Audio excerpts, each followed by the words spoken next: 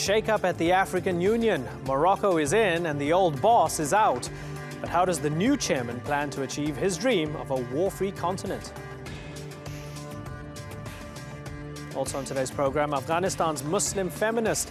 We speak with the woman training thousands of imams to fight for gender equality. I'm Imran Garda and this is the Newsmakers.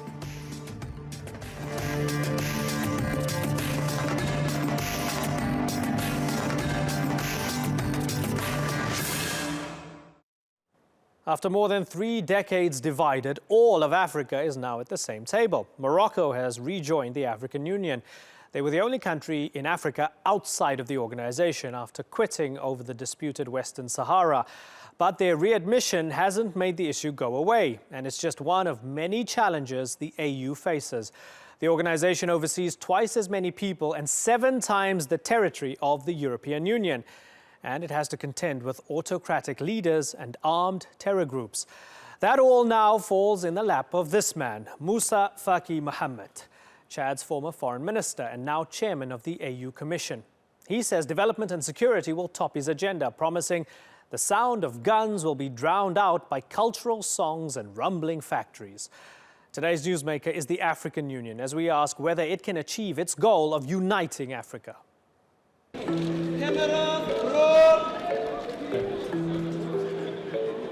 Taking the family photo at international gatherings is a diplomatic tradition. Each leader has their own place. Everyone stands shoulder to shoulder. An appropriate gesture at the African Union leaders meeting in Addis Ababa, where there have been other signs of cooperation worth marking. Morocco, the only African nation outside the AU, was readmitted after a 33-year absence. The kingdom had withdrawn from the group's predecessor after the disputed territory of Western Sahara was recognised as an independent member. West African states were applauded for their role in helping the Gambia's democratically elected president, Adama Barrow, take office and for preventing violence in the nation.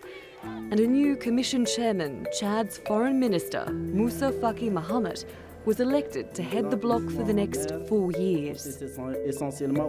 Moi-même, formé dans cette école, je crois en l'Afrique et je mettrai toutes mes connaissances, toutes mes forces au service de ce continent. C'est ce que je veux dire. One of his first major tasks will be to strengthen the group's solidarity, so the AU can play a more decisive role in peace and security for the 1.2 billion people it now represents.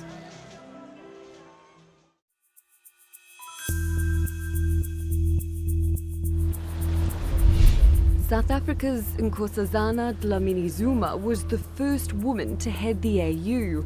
She's recognised for boosting gender equality and for helping to create a 50-year vision called Agenda 2063 for the Africa we want. But she's been criticised for not pushing hard enough for the AU to be more self-sufficient. About 70% of its budget is funded by outside donors, like the European Union, the US, China and Turkey. However, she's been most heavily criticised for her leadership on peace and security, particularly in Burundi and South Sudan. The AU had threatened to deploy a peacekeeping force to Burundi in 2015, when a political crisis surrounding President Pierre Nkurunziza's controversial re-election led to the deaths of at least 400 people. But it never happened. And that set a precedent for the AU's response to violence in South Sudan. In 2016, the AU developed a plan to send peacekeepers to the new nation with a broader mandate than current UN forces stationed there. No AU mission has been sent. In a joint statement with the UN and regional body the IGAD, the African Union expressed deep concerns over the continuing spread of fighting and risk of intercommunal violence escalating into mass atrocities. But will the new chairman be able to address these crises any differently than his predecessor? Natalie Pohanen, The Newsmakers. Well, to discuss this, I'm joined by Stephen Chan. He's a professor of international relations at the University of London School of Oriental and African Studies. He's been recognized by the British government for his services to Africa and higher education. And from Addis Ababa in Ethiopia, journalist Louw-Vaudran. She's an Africa analyst and consultant at the Institute for Security Studies. Thanks so much, both of you, for joining us. Stephen Chan, let's look back before we look forward. Some people not too happy with Nkosazana Dlamini-Zuma. There was a write-up in Pambazuka. Now, granted, Pambazuka's Pan-African, quite far left, but there was basically a good riddance write-up in that particular publication. Was that fair? I think that it made its point very, very concisely and precisely. I think that it was very fair in terms of its criticisms. I think it was unfair in not pointing out some of the positive things that she had done. But in fact, in its long list of things that she had not done, I'm afraid that article was very, very accurate. So, Liesl, where did she get it so wrong? I think on many levels. She is a politician, a well-known politician in South Africa. I followed her throughout her career, and especially as foreign minister and Thabo Mbeki, and then Home Affairs Minister in South Africa. There were high expectations that she would actually make changes not only to the AU Commission, structural changes, but also be a strong leader, because she had a very good reputation in South Africa, and she is still today one of the favorites to take over from her ex-husband Jacob Zuma in South Africa. She got it wrong, I think, by wanting to focus too much on long-term developmental issues, Agenda 2063, trying to be everything to everyone, economic development, women's rights. She didn't really do much on the issues of peace and security, mediation in crisis, upholding democracy, which is what people on the continent are concerned about first and foremost. So the current issues, the burning issues on the continent, she completely almost ignored and wanted to focus on more long-term things. But 4 years is really not a long time to make a huge impact on a continent and on countries with such enormous challenges as we know. Mm-hmm. Stephen, interesting point there, peace and security perhaps being a weak point of Nkosazana Dlamini-Zuma's time at the helm. And now we're seeing that her successors saying that's going to be at the forefront. Was she embarrassed by the fact that the AU was almost sidelined and the likes of ECOWAS took the lead when it came to resolving situations like the Gambia? Stephen? Well, she should be embarrassed, because indeed there have been many, many huge security issues sweeping across Africa, particularly across the Sahelian region and West Africa, of course. And of course, the states in that region, the new chair of the commission, of course, comes from one of those affected countries and appreciates only too well the volatility of the region. I'm afraid that Mrs. Dlamini-Zuma went absent without leave on these critical issues, and not just those security issues. If we're going to concede she tried to make some effort in terms of long-term development goals, then where was she in terms of developmental emergencies, like Ebola, for instance? And where was she on one of the great 21st century catastrophes, and that is the huge exodus of African refugees to Europe? She was completely invisible on all of these major humanitarian issues, as well as on the security issues. Yeah, and if you don't mind, I'm going to use some of these and hopefully get an interview with her in the not too distant future, because it will be interesting to hear her answer to and answer for some of these. Let's look at Moussa Faki Mohammed now. So, Foreign Minister of Chad, former Prime Minister. Liesl, what is he good at? I think precisely he would be good at a hands-on approach when it came to fighting Boko Haram, for example. He's from Chad. Idris Deby, his president, has positioned himself in the last couple of years as the champion of peacekeeping operations. Chad sent thousands of troops to Mali to fight the jihadists in 2013, together with the French, of course. And N'Djamena is the capital of the multinational force against Boko Haram. It also hosts the French Operation Barkhane. So really, peace and security issues are I think, what Moussa Faki Mahamat will do well. He would probably be much more of a pragmatist than Dlamini-Zuma ever was. As I said, I think she looked at it from an ideological point of view, looking at all these long-term strategies. But he is also well known within the AU. He's worked at the AU Commission on the Economic and Cultural Social Council, ECOSOC.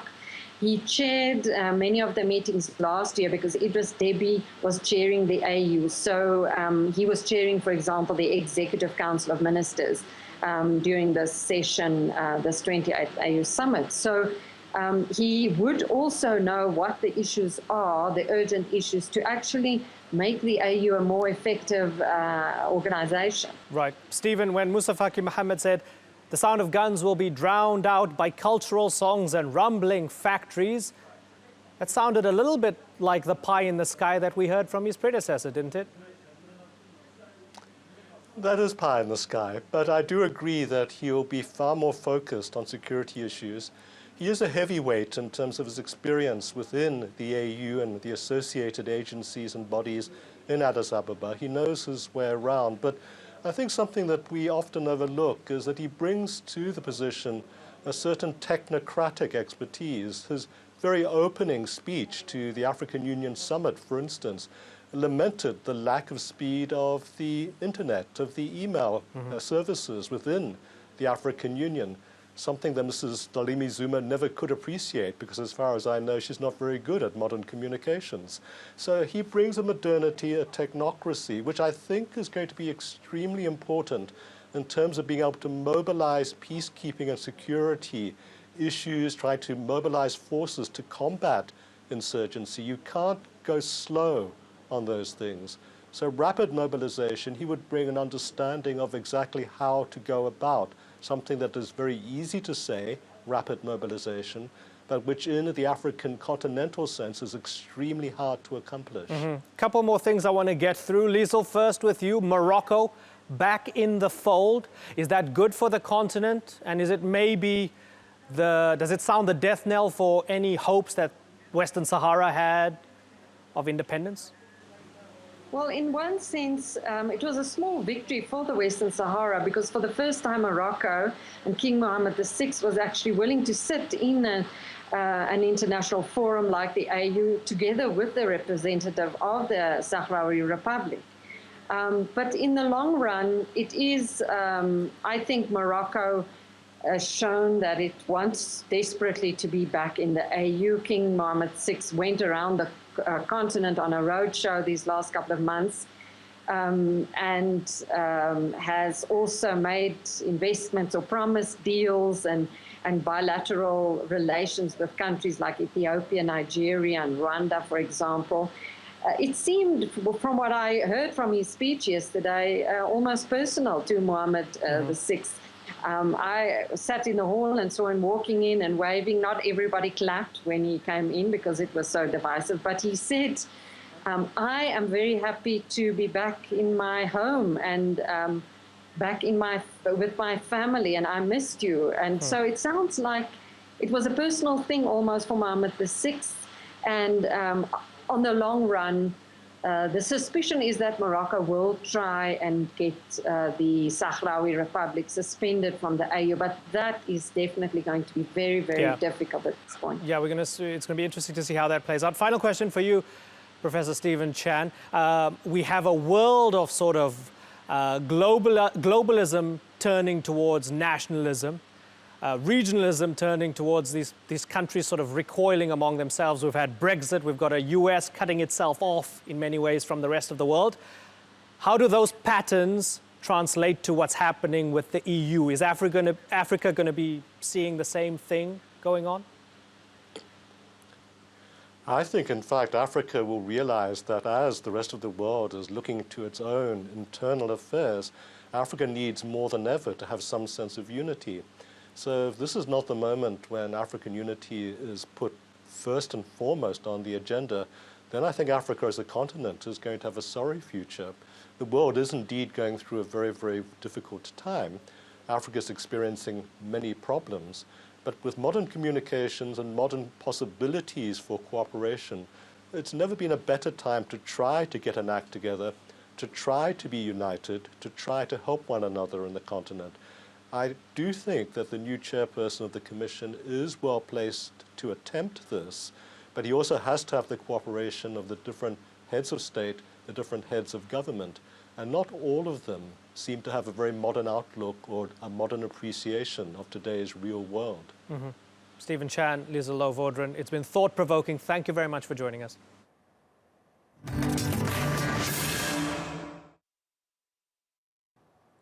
Wednesday is World Hijab Day, a day to celebrate a woman's choice to wear the headscarf as an expression of modesty and faith.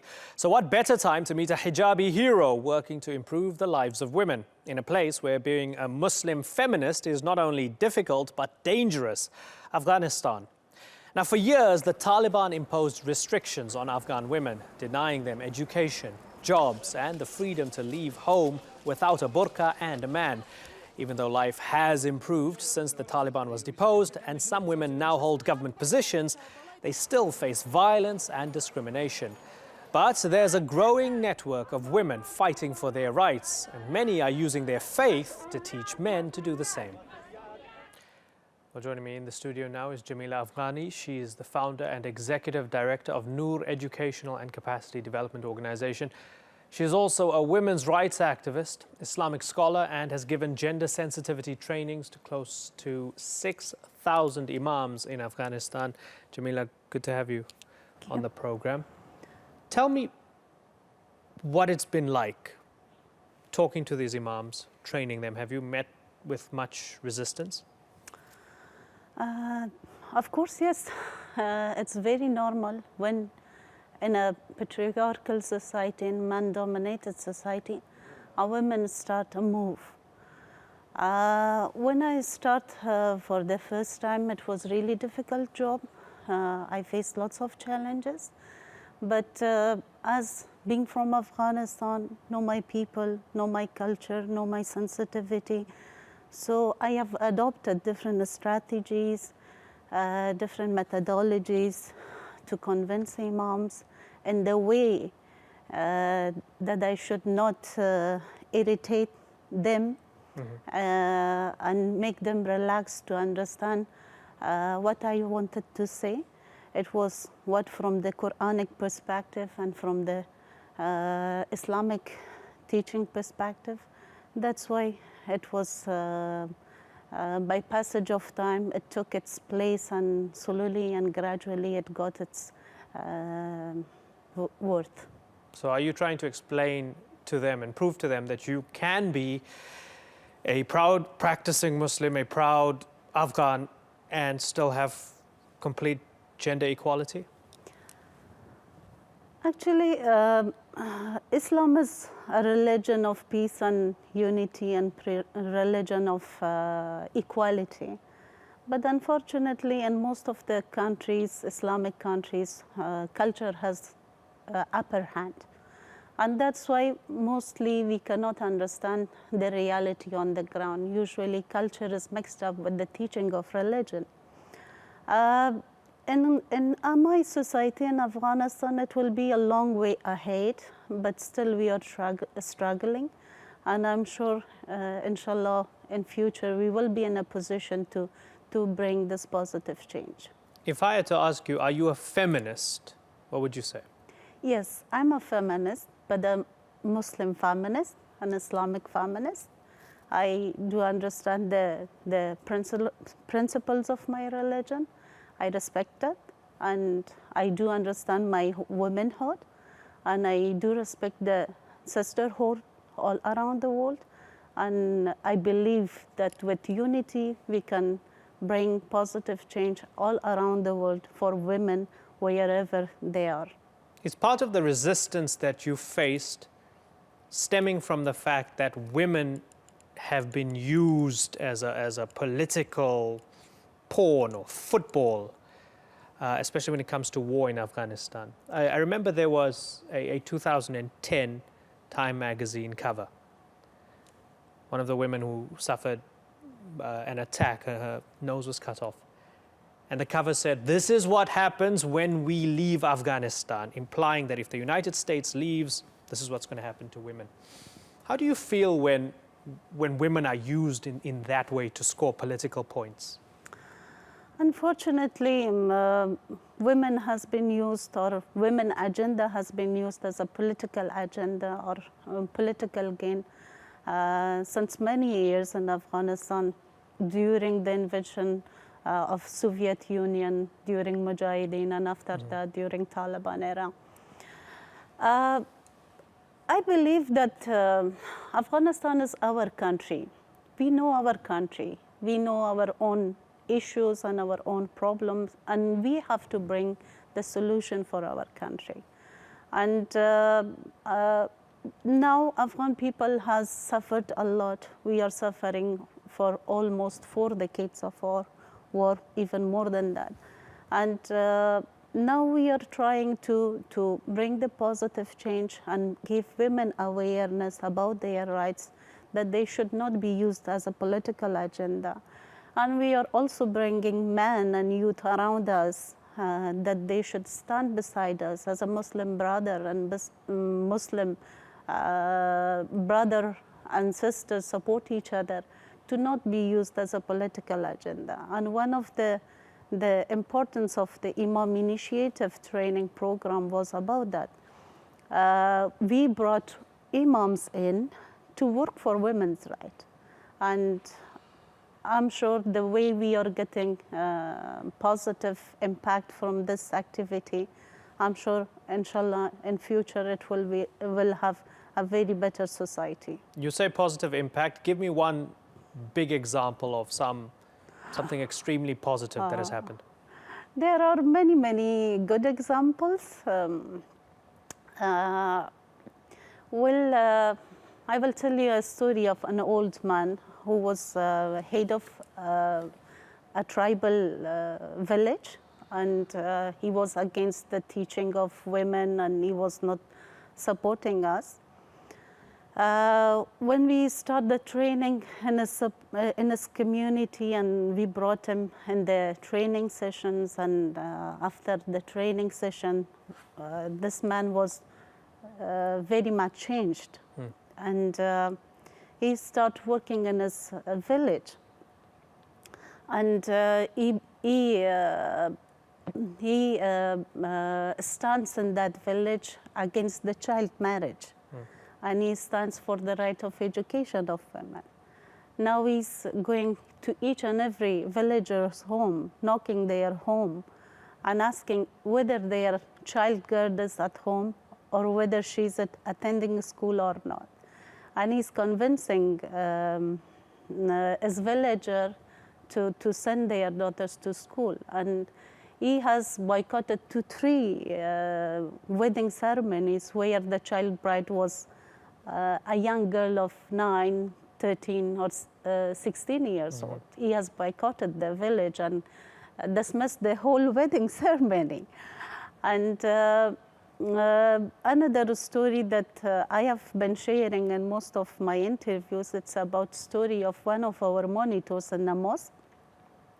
When the imam was giving khutbah about women's rights from Islamic perspective, so an old man was crying in the corner of the mosque. When all the namazi leave the mosque, and this old man came to the imam and take from his collar and shake him very heavily and says, "Why you were not telling us all this before? I have committed all the wrongs. I forcefully married my daughters to whomever I wanted. I never let my daughters to go to school. My daughter-in-law died. I didn't let her to visit male doctor. And now you're telling me all these are wrong. This is un-Islamic. Why you were not telling us all this before?" And now that gentleman has become a women's rights advocate. He's working in his village for women's rights issues. The same like the other guy is knocking each and every door and sending daughters to school. I think he has 5 sons and granddaughters he has. He himself takes the granddaughters to school and bring them back to home. And this is the way that we can see these small changes occurring, but very effectively. My final question to you, and it seems to be that there's two sides to this coin, because you have all the good work you're doing. We see all the good work someone like Malala is doing around the world. And then the other side to the coin. So on the one hand, okay, there are women in the Afghan parliament. Malala's doing great work, you're doing great work. The other side to the coin, the Taliban is eating up more and more land in Afghanistan right now. It's resurgent. And we shouldn't forget that someone like Malala was shot in the head in northwest Pakistan for wanting to go to school. Do you fear for your life? Of course, yes. It's very normal. I'm facing lots of threats from past 4 or 5 years. Severely, especially nowadays, it's getting hard because I have already joined government. Currently, I'm working as a deputy minister with Ministry of Labor and Social Affairs. Inside the system, we are also working for elimination of corruption in the system.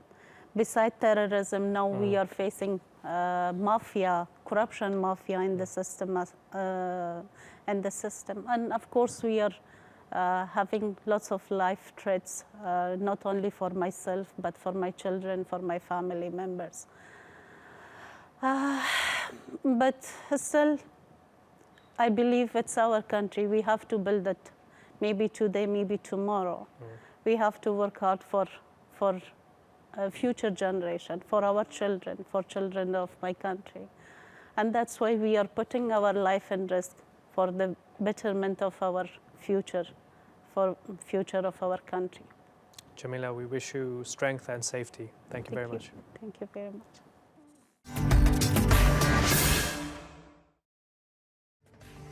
That's all for this edition of the Newsmakers with me, Imran Garta. Thank you for watching. Bye-bye.